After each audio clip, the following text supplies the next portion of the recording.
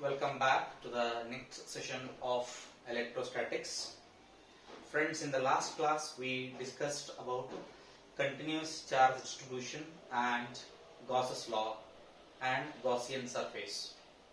As I said in the last class or in the last video, saying that if the charges are enclosed by the surface, how to calculate the electric field due to a closed surface.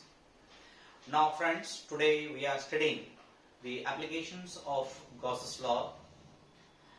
In this, the linear charge density or surface charge density or volume charge density, these will help us to calculate the electric field by using the Gauss's law.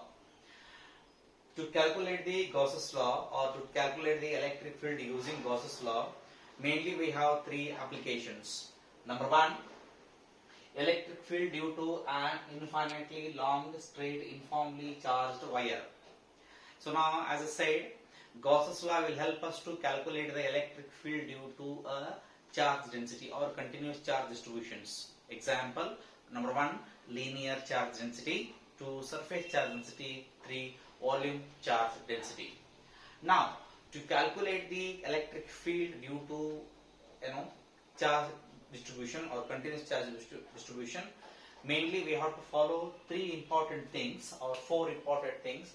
That is, number one, what we have to do is, first number one is consider the Gaussian surface. As I said in the previous class, so we have to consider Gaussian surface. After considering the Gaussian surface, we have to write the electric flux equation due to Gaussian surface. So whatever the Gaussian surface we are considering for a particular charge distribution, for that we have to write the electric flux. Afterwards, one more time we have to write the electric flux by using the definition. Write the electric flux equation by using the definition, that is phi E is equal to EA or E delta S, which we have studied already in the previous slide or previous video. Afterwards, once we calculate, after writing the electric flux equation in the both the side, that is using the Gaussian surface and the definition, then directly go for compare. We have to compare 1 and 2, that is 2 and 3. This is 2, this is 3. Compare 2 and 3 and solve for E. We have to solve for E. Our main intention or main motto in this topic or in the applications of Gauss's law is to calculate the electric field. In order to calculate the electric field, first we have to follow these 4 points. These are common points in all three applications. First thing is considering the Gaussian surface. Second thing is writing the electric flux equation due to the Gaussian surface. Writing the electric flux equation using the definition, that is phi E is equal to EA. Comparing 2 and 3, solving for E. Then we will get the, so please keep these 4 points in your mind. Using this concept only, we are heading to the, or we are explaining the concept of electric field due to uniformly charged thin straight conductor. Since it is a straight conductor, please keep it in the mind. So we are using the first, that is linear charge density. So linear charge density symbol is lambda. Keeping that lambda in your mind, so we are drawing this one. First I have to draw, so I will draw a infinitely long straight conductor. First I have to draw a dotted line, so because it came from infinity. So now it continues. So now this side also I will draw one more dot, that is continues. Then draw. So time being I will take this as a positively charged conductor. They said this uniformly charged, so I will take a uniformly charged electric conductor. After drawing this one, so now of length L, time being I consider only a line element, that is L. Afterwards I will put the point L. Now I want to calculate the electric field due to this uniformly charged straight conductor. It is an infinitely long straight conductor, and I want to calculate the electric field at point P at a distance of say R. So this is the point, say point P is here.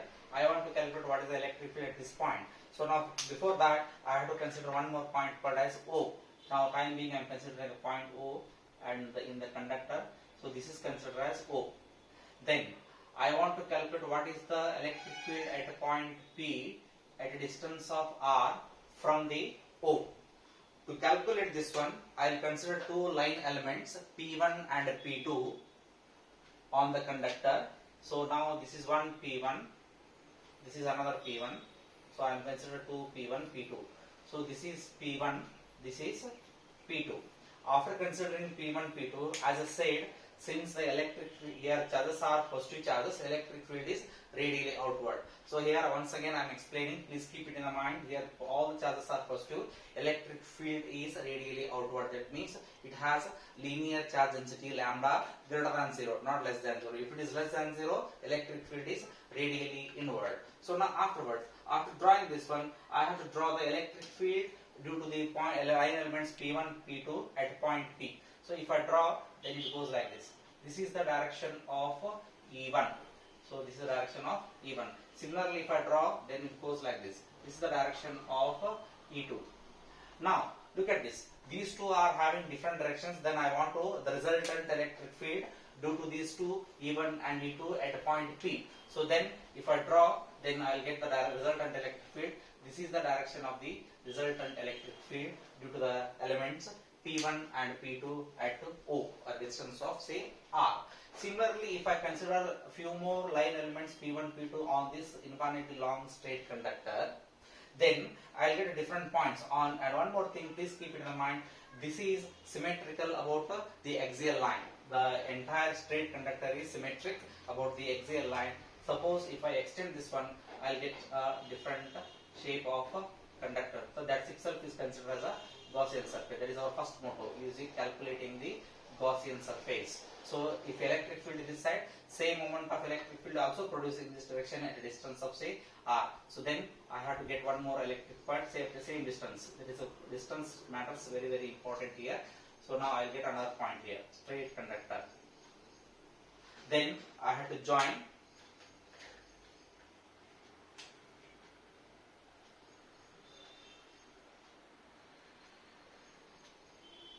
now. Look at the shape of the Gaussian surface. Cylinder is the Gaussian surface. Cylinder is the Gaussian surface of length L of radii R. That is R is already mentioned here.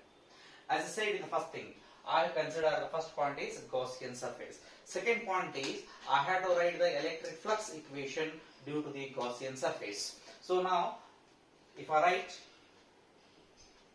electric flux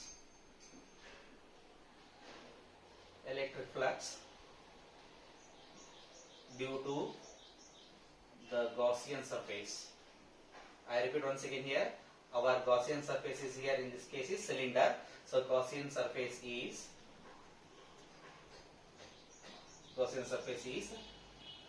phi E is equal to EA, and that is EA is equal to E into, here A is the area of this cylinder, that is given by 2 pi RL. So say equation number 1. Afterwards, I have to write the electric flux equation by the definition, right? From the definition of electric flux,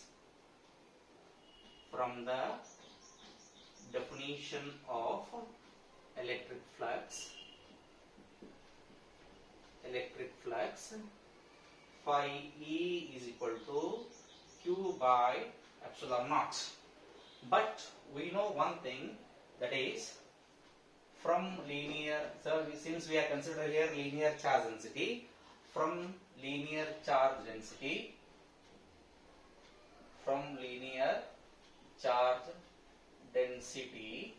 we know one thing, that is lambda is equal to Q by L, charges spread over the length, charge per unit length. So this will give us Q is equal to lambda L. This I have to substitute here. So lambda is equal to Q, phi E is equal to Q by epsilon naught. Therefore,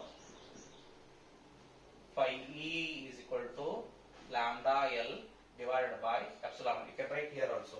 So you can write here. So lambda L divided by epsilon naught. Say equation number 2. Now, now first thing is we considered the Gaussian surface. Second equation we wrote due to the electric flux equation due to the Gaussian surface.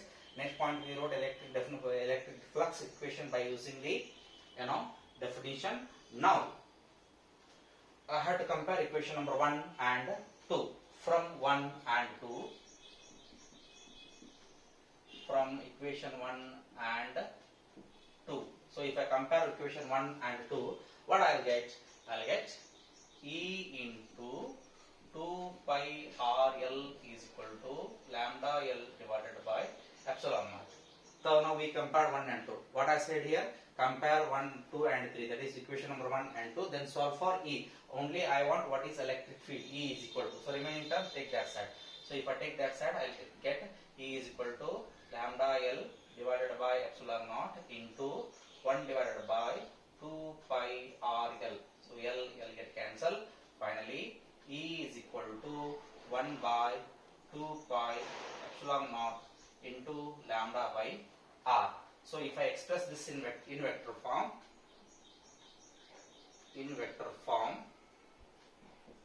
vector E is equal to 1 divided by 2 pi epsilon naught into lambda by R into n cap. This is very, very important equation due to the linear charge density. So electric field is obtained using the linear charge density equation. Vector E is equal to 1 by 2 pi epsilon naught lambda by R into n cap, where n cap is the unit vector.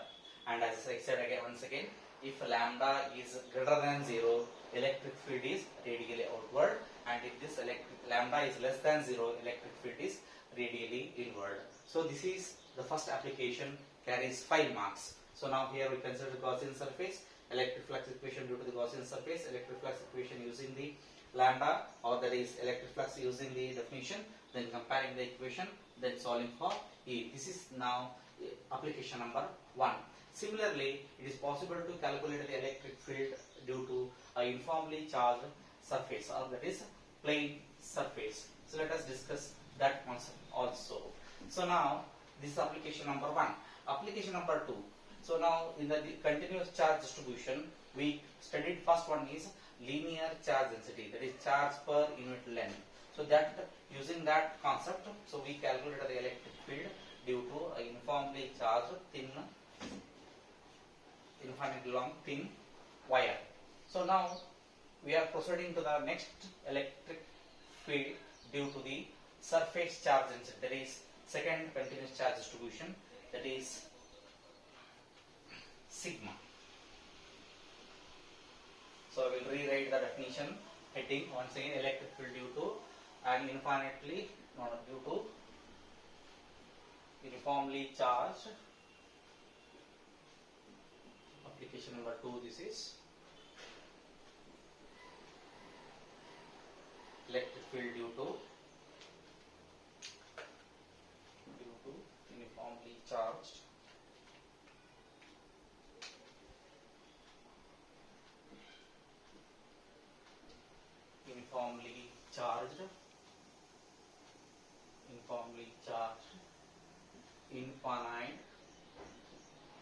infinite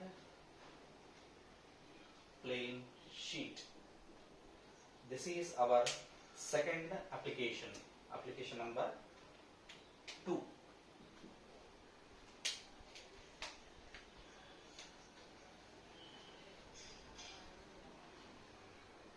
So again, it follows again same concept of what exactly we are following here. So here also we are following the same concept. First we have to consider the Gaussian surface. Second we have to write the electric flux equation using the Gaussian surface. Next one we are writing the electric flux equation using the definition, comparing the both equations and solving for E. Let me draw the electric flux equation, or uniformly charged plane sheet as I said. So now this is the uniformly charged plane sheet which is positively charged. So I draw all the positive charge with a surface charge density sigma. There we have lambda, that is a linear charge density. Here we are having sigma. Sigma is the surface charge density equation. So now this is positively charged or uniformly charged infinite plane sheet. In this, I want to calculate what is the electric field at point P, at a distance of say r from the sheet. So how to calculate that one? For this, we are considering again cylindrical surface as a Gaussian surface. Let me draw that one. So now I will draw a cylindrical Gaussian surface here. So this is the direction of the electric field. So if we have this side, so same this side also we have the electric flux equation. This side same at the same distance r. So now this distance is r, and this distance again also r. So now in this application, we want to calculate what is the electric field at point P at a distance of r from the uniformly charged infinite plane sheet. So now look at this. As I said in the previous section or previous application, here we said if we consider the charge distribution or continuous charge distribution, in this case sigma, that is surface charge density, plays very important role. So time being I keep it as surface charge density sigma. Afterwards, since cylinder is taken as a Gaussian surface here, again I will write what is the electric flux due to this Gaussian surface. Look at this. The area of this plane sheet is A, capital A. The area of this is A, this is A, and this has got an area ds or delta s or ds. Then if I multiply this E and A, I will get a EA, that is electric flux equation. Similarly, if I come this side, another part of the plane sheet, so here also I have the area, so this is A delta S, this is also area A. Then if I multiply electric field and area, again I have two electric flux equations are there on the either side of the uniformly charged infinite plane sheet. But if I consider the electric field at this cross section, the electric flux is 0 here, because this electric field is perpendicular to the direction of the area. Hence, theta becomes 90 degree. E delta S, that is E delta S cos theta cos 90 becomes 0, so it becomes 0. So that means the in the Gaussian surface, that is electric flux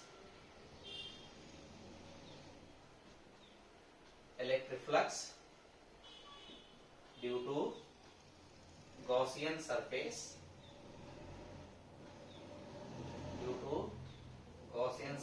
is phi E is equal to EA plus EA, that is equal to 2EA, because we have two phases for this plane sheet. 2EA is one thing. Second point is, so we wrote the electric flux equation using Gaussian surface. Our next motto is writing the electric flux equation by the definition. So by the definition of electric flux,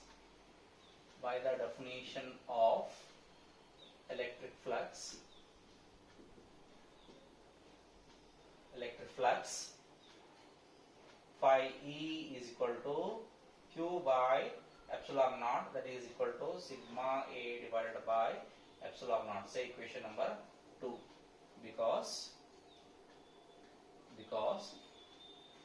surface charge density